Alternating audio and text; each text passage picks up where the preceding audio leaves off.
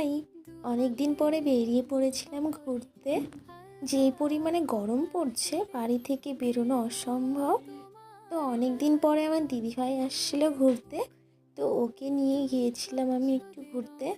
আর তোমরা কি এই জায়গাটা চিনতে পারছো? জানি কেউ এখন চিনতে পারবে না। এই যে হলো সেই আমাদের বাউল মেলার মাঠ। এখন সেখানে লাগানো আছে ভুট্টো। তারপর আমরা চলে গেলাম এখানে মায়ের দর্শন করতে। আর তোমরাও মায়ের দর্শন করে নাও।